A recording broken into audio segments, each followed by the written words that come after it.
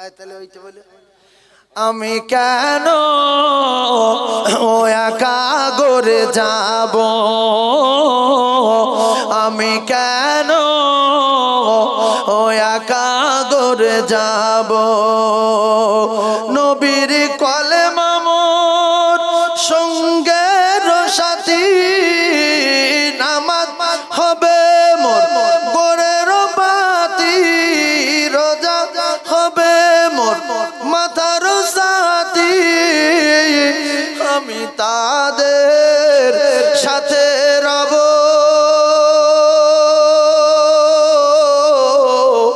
আমি কেন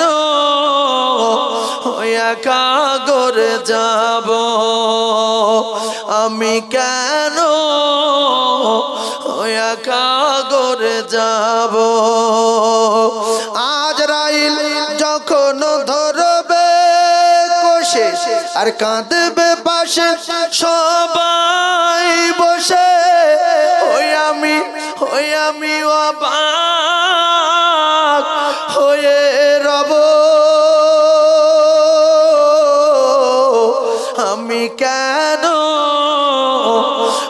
একা করে যাব, আমি কেন একা করে যাব, কবরে একা যাবেন না দুজন যাবে, এতক্ষণ কি বলছি, মুকুট ঠেকানোর জন্য, সাপ ঠেকানোর জন্য, মাটির চাপ ঠেকানোর জন্য, সঙ্গে দরুদ শরীফ, নামাজ, রোজা, কলেমা, ঈমান, আমল, গাঢ় স্বরূপ এদের নিয়ে যেতে হবে। একা গেলে বিশাল অত্যাচার শুরু করবে, কেউ ঠেকাতে পারবে না, তাহলে একা যাওয়া। নবীর কলেমা মোর সঙ্গের সাথী, নামাজ হবে মোর গোরের বাতি, রোজা হবে মোর মাথার সাথী, আমি তাদের সাথে রব, আমি কেন একা করে যাব, আমি কেন একা করে যাব, ছাদ হবে মোর বাঁশের কাটি, ছাদ হবে মোর বাঁশের কাটি, আর মাটি দিয়ে মোর দেবে গো ঢাকি, ওই আমি ঠান্ডা হয়ে রব, আল্লাহর নবী জানান যখন মানুষের মাটি দেবে, আল্লাহর কসম কিতাবে লেখা গো, জুতো পায়ে দিয়ে যখন চলে যাবে, রাসূলুল্লাহ বলে ওই জুতোর আওয়াজ খটখট করে হয়, কবরে শুয়ে শুয়ে শুনতে পাচ্ছে, ওই চলে যাচ্ছে, ছেলে বলছে চলে আয় দুলা ভাই, বড় ছেলে বলছে ছোট ভাই চলে আয়, আল্লাহর কসম বাপ শুনতে পাচ্ছে, অবশেষে দেখা যায় আর কোনো আওয়াজ নাই, বাগানে নিঝুম মেরে গেছে, আর আপনার কবরের জানালা নাই, আপনার কবরের দরজা নাই, কবরে লাইট নাই, কবরে সিলিং নাই, কবরে মার্বেল নাই, কবরে আলো নাই, সাথী নাই, বাতি নাই রে, ওই ঘরে এসেছি একা ভাবে, একা যেতে হবে, আন্ডার প্যান্ট খুলে নেবে, জাইয়া খুলে নেবে, গেঞ্জি খুলে নেবে, আপনার জামা খুলে নেবে, কোমরের ডোরটা শুধু রেখে দেবে, ডোর রাখবে না, সে কি গো, ডোর পর্যন্ত কেটে নেবে, সব কেটে নেবে, নিয়ে ফকিরের সাদা থান 15 টাকা মিটার, বাদশাহ থানা সাদা থান 15 টাকা মিটার, ফকির শুলো ধুলো, বাদশাহ শুয়েছে ধুলো, আল্লাহ রাস্তে জানিয়ে দিই, যদি নামাজ নিয়ে যেতে পারেন, দান নিয়ে যেতে পারেন, তাসবিহ তেলাওয়াত নিয়ে যেতে পারেন, দরুদ নিয়ে যেতে পারেন, এরাই আপনার কবরের প্রহরী, আর পাহারাদার হয়ে যাবে। আল্লাহ কবার ডাকে প্রত্যেক দিন, জোরে বলেন। দুটো পায়ে ধরছি ছোট ভাই হিসাবে, অন্তত একবার যাবেন। কবার যাবে? একবার। আর একবার সপ্তাহখানেক যেতে যেতে হঠাৎ করে কোন দিন দুবার যাবে। এই করতে করতে কোনদিন বলবা তিনবার হোক, এই করতে করতে বলবা দুটো শাড়ি কেন চারবার হোক, হঠাৎ করে 5 বার হয়ে যাবে। তবে যাদের আল্লাহর চেয়ে জ্ঞান বেশি, নবীর চেয়ে বুদ্ধি বেশি, এদের কপালে আগুন লেগে যাবে। আল্লাহর চেয়ে জ্ঞান বেশি কাদের? হ্যাঁ, না না, কিছু মানুষ আছে আল্লাহর চেয়ে জ্ঞান বেশি। আল্লাহর কি জ্ঞান? তার ডবল জ্ঞানে দেয়। তারা কারা? নাউযুবিল্লাহ না, শোনেন। এই দেখেন ও ভাই, আল্লাহ কোরআনে বলছে ইন্নাস সালাতা তানহা আনিল ফাহশাই ওয়াল মুনকার। এই কথাটা আপনারা মাথায় রাখবেন, কোরআন শরীফ তো। আল্লাহর চেয়ে কাদের জ্ঞান বেশি? আল্লাহ বলছে ইন্নাস সালাতা তানহা আনিল ফাহশাই ওয়াল মুনকার। নামাজ পড়ো, নামাজ তোমাদের ভালো করে দেবে। নামাজ তোমাদের ভালো করে দেবে। নামাজ ওয়াকাজ কুকাজ থেকে বাঁচাবে। আর এর আল্লাহর চেয়ে জ্ঞান এত বেশি, এ বলছে আগে ভালো হয়ে যাব তারপর নামাজ পড়বো। এরকম লোক আছে কি? আরে কথা বলে না, এই কথাটা বুঝতে পারেন না। হুজুর আসতে মনে হচ্ছে আসসালামু আলাইকুম। আল্লাহ, খুব মহব্বতের লোক গো, এসে গেছে। ও ভাই,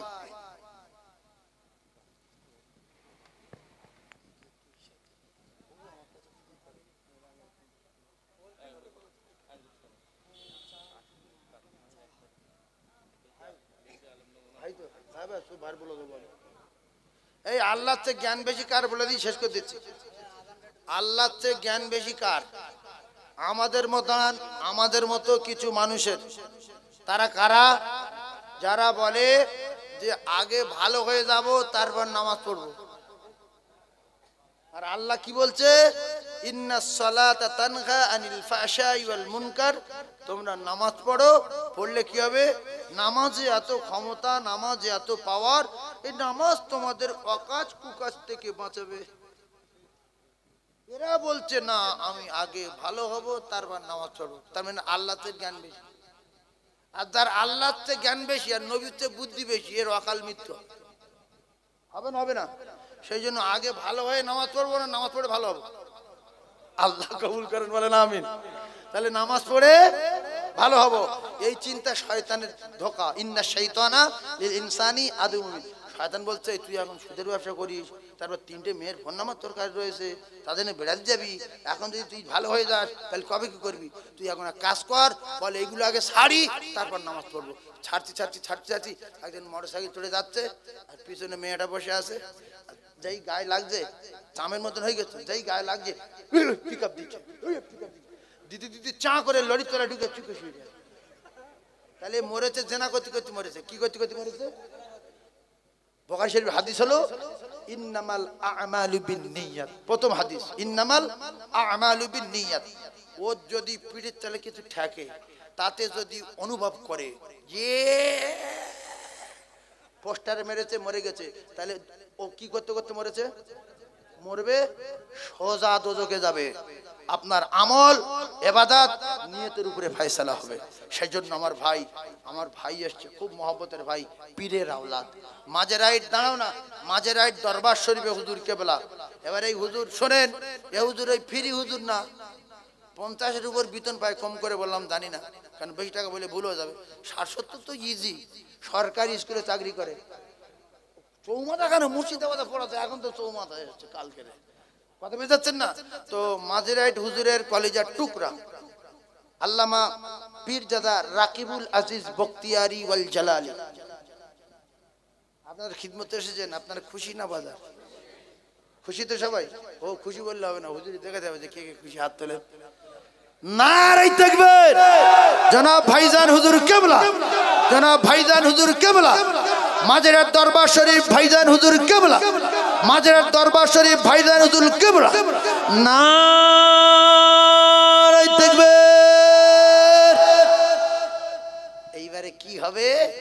গজল হবে সেই রাকিবুল আজিজ বখতিয়ারি ওয়াল জালালি। আপনারা খুশি তো? একবার কলেমা জিকির করেন লা ইলাহা।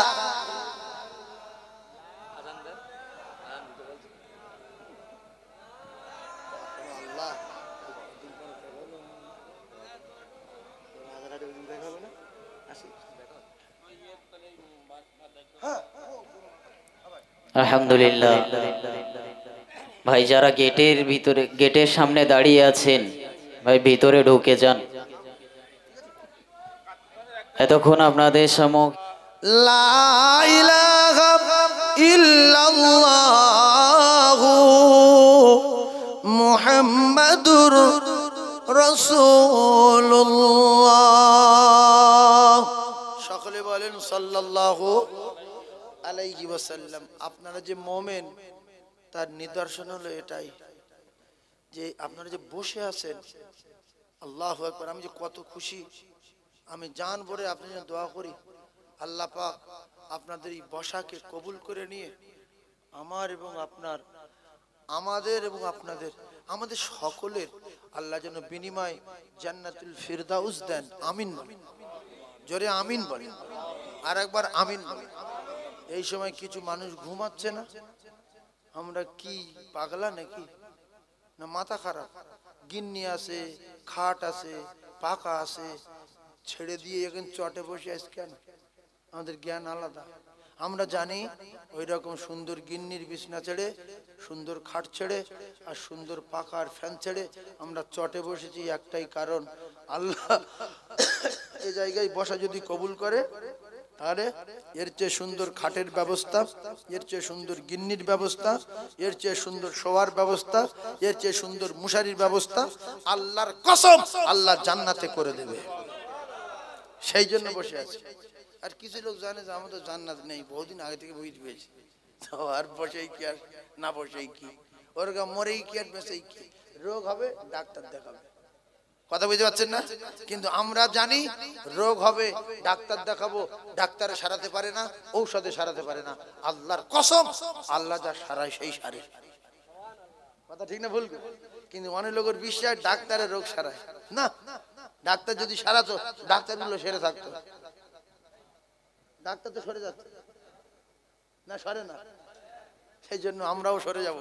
সরে যাওয়ার আগে একটা আমল করবেন, শেষ কথা। তখন ভাই বলছে এক কুলি আজান দিতে, আজান এক কুলি দেবো না? ফুল পারবো না, ফুল হবে না। তুমি ফুল ফুল টোন দাও আর ফুল ভলিউম দাও, ফাঁসি দাও। তুমি ফুল দাও, আমি তোমার ফুল দিচ্ছি। ওই তো সে বলি ও ফ্রি, তো কখন তো ফ্রি হচ্ছে, এবার পয়সার আদান একা করে দাও। প্রথম যে কথাটা শুনলাম হাদিস, আমরা যখন কথা বলবো তার আগে সালাম দেবো ইনশাআল্লাহ। সালাম সবাই দেব, তাহলে সালাম দিলে মহব্বত পয়দা হবে, আর রহমত রয়েছে সালামে, আর রহমতের কাছে গজবগুলো তুচ্ছ হয়ে যাবে। আপনার উপর যা রাগ আছে, রসুল বলেছে আমি একটা ক্যাপসুল দিচ্ছি, ক্যাপসুল, এই ক্যাপসুলটা যারা ব্যবহার করবে, ও রাগী লোক, ঝগড়াটে লোক, বিয়াড়া লোক, কঠিন রাগী লোক সব ঠান্ডা হয়ে যাবে। কেন? রহমত। সালামে কি রহমত? তো আপনার সঙ্গে যার কথা হয় না, রসুলুল্লাহর কথা মাথায় রেখে ও কথা বলার দরকার নেই। আপনার মান সম্মান আছে, দেখি ও কখন কথা বলে, দেখি আপনি কি বলবেন? আসসালামু আলাইকুম। এরম বাচ্চারিক দিলে উত্তর দিল না, কি চুপ করে থাকলো, উত্তর না দিলে তো গুনাহ হবে, তো চুপ করে রয়েছে। এই করতে করতে হঠাৎ একদিন হেসে ফেলবে, বলে ভাই তুই সবসময় সালাম দিস, তোর সাথে কথা বলবো না বলে টার্গেট নিয়েছিলাম, কিন্তু তুই এত সালাম দিচ্ছিস আর কথা না বলে পারলাম না, আয় একটু মশা করি আয়। তাহলে কথা যার সঙ্গে হয় না তার সঙ্গে কি করবেন? সালাম দেবেন। নবী তো পৃথিবীর এক নম্বর জ্ঞানী, ইন্নামা বুইস্তু মুআল্লিমান। আল্লাহ তার দোস্তকে তামাম মানবের শিক্ষক হিসেবে পৃথিবী জমি পাঠিয়েছেন। শিক্ষকের কথা যে শুনবে তার ভালো হবে না খারাপ হবে। তো বহু লোক আছে কথা হয় না, নবী বলছে সালাম দাও, আসসালামু আলাইকুম। ও দেখছি উত্তর না দিলে গুনাহ হবে, তো ওয়ালাইকুম আসসালাম। এই করে করে 2-4 দিন সালাম দেবেন, দেখবেন লাস্টে হেসে ফেলবে, এসে মশা করবো, আয় মশা করি, তোর সঙ্গে কথা বলবো না বলছিলাম, কিন্তু এত সালাম দিচ্ছে আর থাকতে পারিনি। এটা কথা বন্ধ হয়ে গেলে এইটা হলো ক্যাপসুল, এইটা বারবার খাওয়াবেন, টুক করে কাজ হয়ে যাবে। কথা পাচ্ছেন না?